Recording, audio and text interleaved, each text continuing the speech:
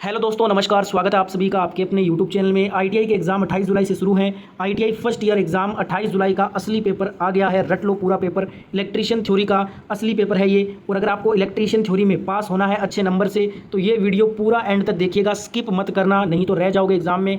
ये वाले क्वेश्चन आपको सारे प्रश्न जो भी करवाऊंगा इस वीडियो के सारे प्रश्न याद कर लेना, क्योंकि हूबहू 100% गारंटी के साथ बोल रहा हूँ यही पेपर आपको देखने को मिलने वाला है इस बार फर्स्ट ईयर एग्जाम में। तो पूरा वीडियो एंड तक देखिएगा। और जितने भी प्यारे दोस्त वीडियो देख रहे हो वो सभी के सभी एक बार फटाफट से लाइक कर दो और ज़्यादा से ज़्यादा दोस्तों तक वीडियो पहुंचाने के लिए, अपने दोस्त की मदद करने के लिए इस वीडियो को दबा के शेयर करो अपने सभी दोस्तों के ग्रुप में। और अगर आप आईटीआई से जुड़ी रोजाना वीडियो देखना चाहते हैं तो इस चैनल को सब्सक्राइब करके नोटिफिकेशन को ऑन कर लीजिए। तो स्टार्ट करते हैं इलेक्ट्रीशियन का 28 जुलाई का असली क्वेश्चन पेपर जो आपसे पूछा जाएगा।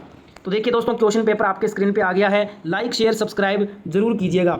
फर्स्ट क्वेश्चन है एमएमएफ का मात्रक क्या होता है। देखिए एमएमएफ जो है ना, इसका फुल फॉर्म होता है मैग्नेटो मोटिव फोर्स, ठीक है। और यहाँ पे मैग्नेटो मोटिव फोर्स का आपसे पूछा है मात्रक, तो इसका मात्रक हो जाएगा आपका एम्पियर टर्न्स। जो एम्पियर टर्न्स है ना, ये मैग्नेटो मोटिव फोर्स एमएमएफ का मात्रक होता है। B number option right answer होगा। रियल क्वेश्चन पेपर है आईटीआई फर्स्ट ईयर का ये, जो कि इस बार दोस्तों यही पेपर पूछा जाएगा। इसलिए बार बार आपको बोल रहा हूँ स्किप मत कर देना एक भी क्वेश्चन। जो क्वेश्चन स्किप कर दोगे बाद में पछताओगे, इसलिए पूरा पेपर एंड तक याद करके जाना। सारे प्रश्न यही पेपर देखने को मिलने वाला है।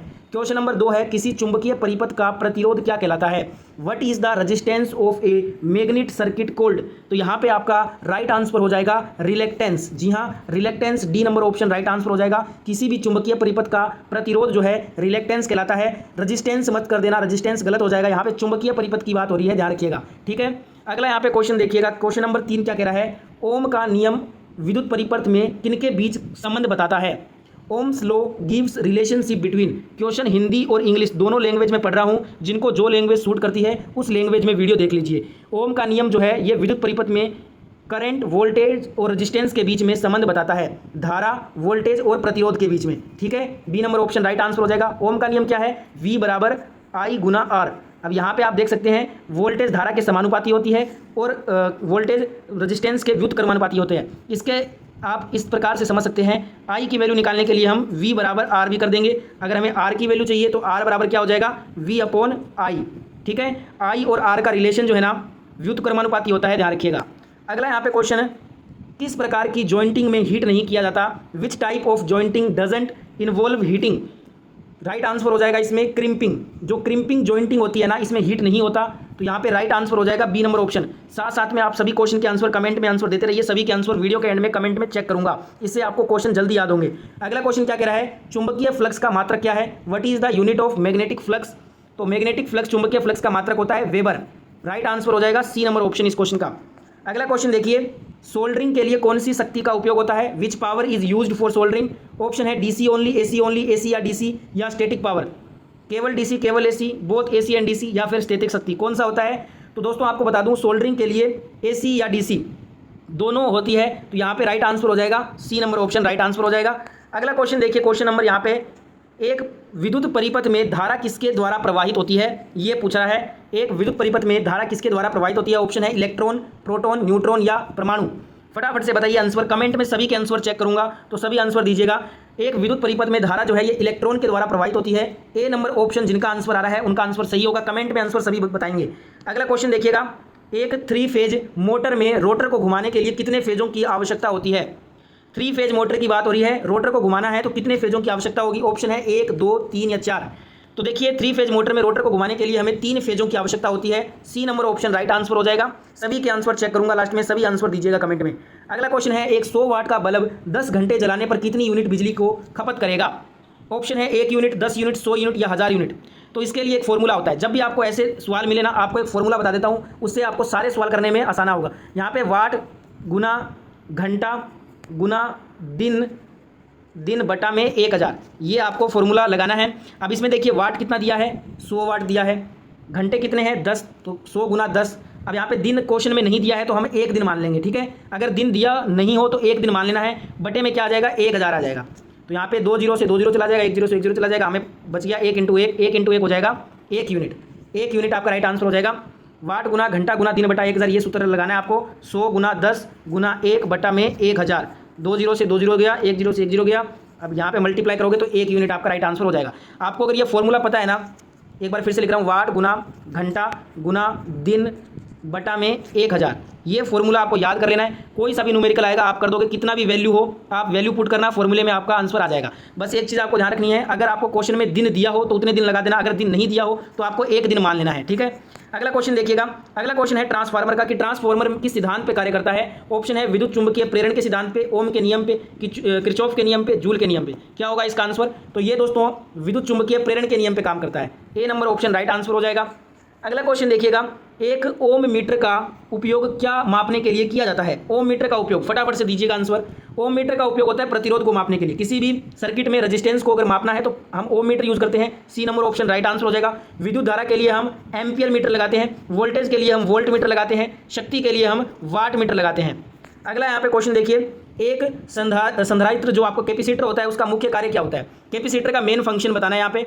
ऑप्शन है विद्युत धारा को मापना, विद्युत ऊर्जा को संचित करना, विद्युत धारा को बढ़ाना, विद्युत धारा को कम करना। देखिए कैपेसिटर के बहुत सारे काम होते हैं, जैसे कि ये एक पावर फैक्टर को सुधार देता है, ये पावर फैक्टर को सुधारता है, ये भी इसका एक काम है। पर यहाँ पे मैं क्वेश्चन में मेंशन किया हुआ है मुख्य कार्य बताना है। कैपेसिटर का जो मुख्य कार्य है ना, याद कर लीजिए, ये विद्युत ऊर्जा को संचित करता है। क्या करता है? विद्युत ऊर्जा को संचित कर लेता है। ये B number option right answer होगा। ये कैपेसिटर का मेन फंक्शन होता है। अगला यहाँ पे क्वेश्चन देखिएगा, निम्नलिखित में से कौन सा एक सुरक्षा उपकरण है। ऑप्शन है स्विच, फ्यूज, प्रतिरोध, कैपेसिटर। क्या होगा इसका आंसर? सभी के आंसर कमेंट में लास्ट में चेक करूंगा, तो सभी आंसर जरूर दीजिएगा। जिनका भी आंसर फ्यूज आ रहा है ना, उनका आंसर सही है। यहाँ पे सुरक्षा उपकरण फ्यूज होता है, तो B number option right answer होगा। अगला क्वेश्चन देखिए, निम्नलिखित में से कौन सा एक अचालक इंसुलेटर है। इंसुलेटर कौन सा है? ऑप्शन है तांबा, एल्यूमिनियम, रबर या लोहा। इंसुलेटर अचालक बताना है, तो यहाँ पे तांबा, एल्यूमिनियम, लोहा, ये तीनों ही क्या हैं? ये तीनों ही विद्युत के चालक होते हैं, जिसमें तांबा सबसे अच्छा चालक होता है, ठीक है। पर यहाँ पे जो रबड़ है ना, रबड़ क्या है? एक इंसुलेटर अचालक है, तो यहाँ पे C number option right answer हो जाएगा। रबड़, लकड़ी, ये सभी क्या होते हैं? अचालक होते हैं। एक नेक्स्ट क्वेश्चन देखिएगा, एक समानांतर परिपथ में वोल्टेज का मान क्या होगा। ऑप्शन ए है प्रत्येक घटक में अलग अलग, ऑप्शन बी है प्रत्येक घटक में समान, ऑप्शन सी परिपथ के अंत में शून्य, ऑप्शन डी परिपथ के शुरुआत में शून्य। क्या राइट आंसर है? तो राइट आंसर हो जाएगा option number B. Option B क्या है? प्रत्येक घटक में समान होगा। ऑप्शन बी प्रत्येक घटक में समान। जो समानांतर परिपथ होता है ना, इसमें वोल्टेज आपको ध्यान रखना है, हर जो घटक होगा उसमें एक समान रहेगी, ठीक है। जैसे ये आपका समानांतर सर्किट हो गया, इसमें दोस्तों क्या होगा, जो आपका जितना भी घटक होगा ना, जैसे ये दो घटक हैं, इन दोनों घटक में जो वोल्टेज होगा वो क्या होगा, अगर इसमें 10 वोल्टेज है तो इसमें भी 10 वोल्टेज ही होगा, ठीक है। यही आपसे पूछा है, समानांतर परिपथ में वोल्टेज का मान जो है वो प्रत्येक घटक में समान होता है, तो B number option right answer होगा। अगला क्वेश्चन है, एक परमाणु में कितने मूल कण होते हैं। ऑप्शन ए है 1, ऑप्शन बी है 2, ऑप्शन सी 3, ऑप्शन डी 4। बताइएगा आंसर, तो इसका आंसर हो जाएगा ऑप्शन सी। एक परमाणु में टोटल 3 मूल कण होते हैं। कौन कौन से होते हैं? प्रोटॉन, इलेक्ट्रॉन और न्यूट्रॉन, तो C number option right answer होगा। नेक्स्ट क्वेश्चन देखिएगा, अगला क्वेश्चन आपके स्क्रीन पे है।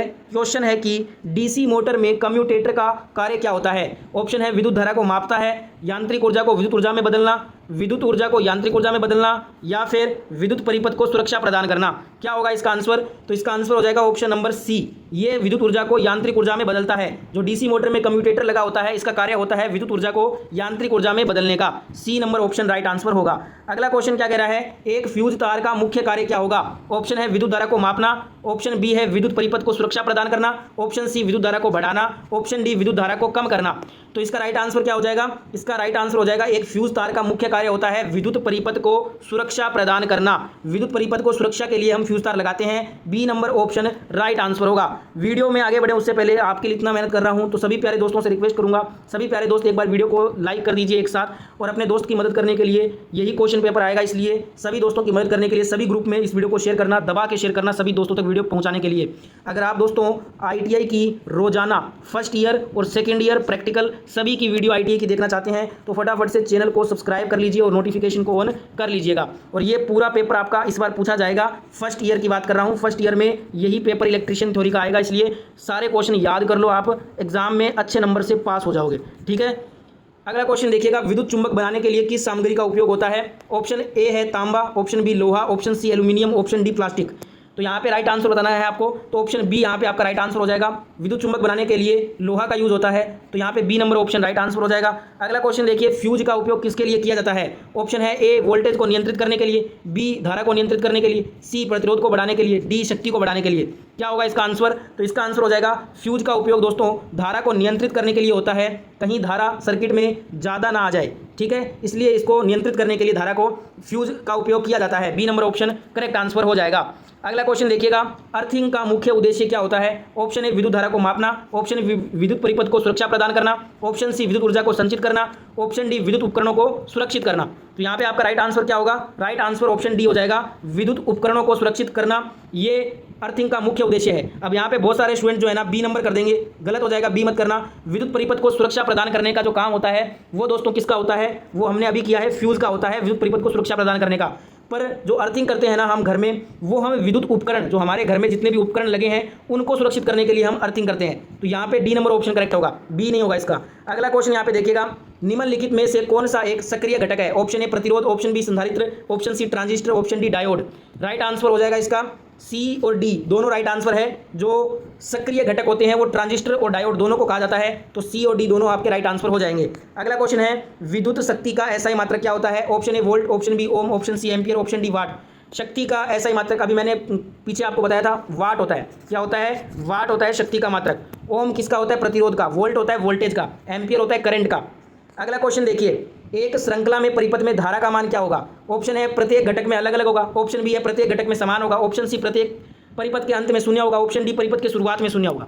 तो देखिए, जब भी श्रृंखला सीरीज सर्किट होगा ना, तो उसमें धारा क्या होगी? धारा सभी घटक में समान होगी। जैसे सीरीज क्या होता है? सीरीज ये होता है, सीरीज सर्किट ये है। जैसे इसमें 3 घटक लगे हैं, तो इन तीनों में जो हमारा दोस्तों जो धारा का मान होगा ना, आई का मान, वो क्या होगा? तीनों में समान चलेगा। अगर इसमें 5 एम्पियर है तो इसमें भी 5 होगा, इसमें भी 5 होगा, ठीक है। तो प्रत्येक घटक में समान रहती है। B number option right answer हो जाएगा। अगला क्वेश्चन है, विद्युत धारा का एसआई मात्रक क्या होता है? एम्पियर। वोल्ट होता है वोल्टेज का, ओम प्रतिरोध का, वाट शक्ति का।